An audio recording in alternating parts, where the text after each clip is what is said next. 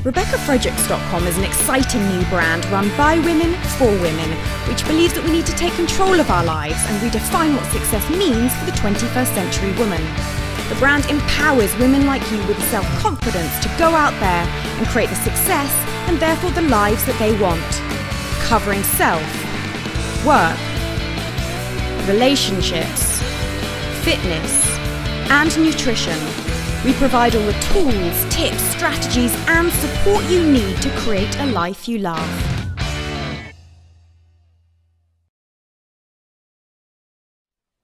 Good morning and happy Monday. I'm Rebecca Fredericks and welcome to RebeccaFredericksTV, the place to be for your personal and professional success. Today we're going to look at how to say no. Now this is quite a tricky thing to do for many women.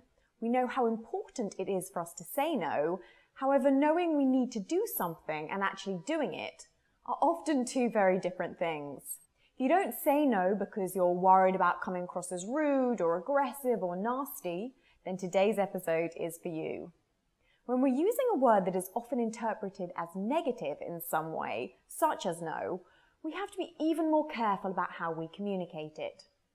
Historically, many people have interpreted the Moravian model as suggesting that only 7% of communication we have with others in a face-to-face setting is verbal.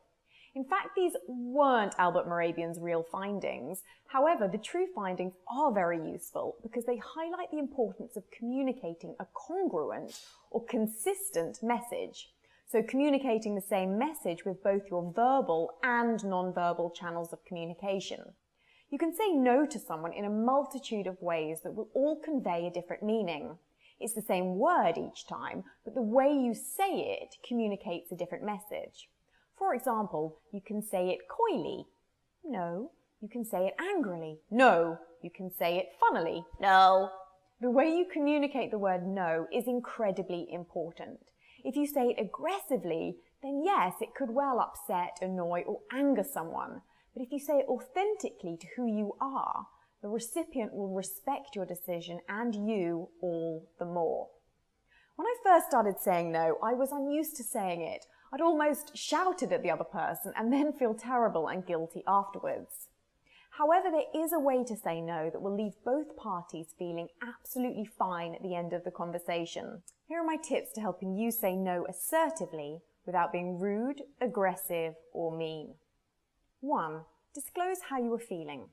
If you feel bad about saying no, say, I feel bad about saying this, or say, I'm uncomfortable saying this to you, or even say, I'm sorry to say this to you. 2. Say no clearly without giving excuses. Actually use the word no. 3. Be honest. Don't say, I can't, if it's actually that you don't want to. Say, I don't want to, if you don't want to. 4. Give them the reason and use the word because. People like to know why.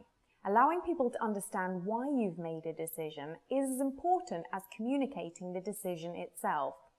In fact, in the book Influence by Robert Cialdini, he did an amazing study which found that when people wanted to cut in line for a photocopy machine, when using the word because, 94% of people let another person cut in no matter what reason they gave. So instead of just saying no, get into the habit of saying no because. 5. Stand firm. Don't let the other person change your mind or guilt you into saying yes. 6. Close the topic by helping them to think of an alternative solution. Use a simple, open question to get them thinking about other options and to move them into a positive, future-thinking part of the brain. And 7. Make sure that throughout the conversation you remain congruent in your message delivery so that your non-verbal communication and your tone match up with your words and intention.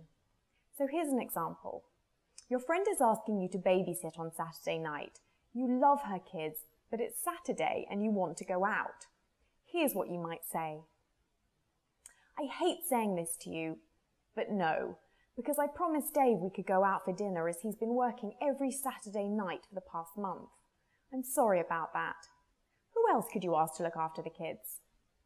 It's definitely hard to get out of the habit of saying yes all the time, But knowing that there is a way to say no that enables you to stay authentic to yourself and what you want without hurting or angering the other person will make it a lot easier. It takes courage to say no, but all the best things in life take courage to do. Now, in order to get really good at saying no, try my exercise of the week. I want you to think about all the situations in the past that you wanted to say no in. Write at least 3 situations down. Now, using the above strategy, I want you to rehearse the conversation that you had, and this time practice assertively saying no. The more you practice saying no, the better you will become. And that's all I've got for you today. If you've liked this, then please like it below and like it on Facebook, and then share it with your friends. Also, please let us know how you say no without hurting the other person's feelings or affecting your working relationships.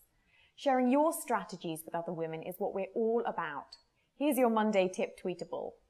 It takes courage to say no, but all the best things in life take courage to do. As always, remember that you are in control of your own life. If you want something to happen, you have to go out there and make the changes. That's not to say that others can't support you and help you.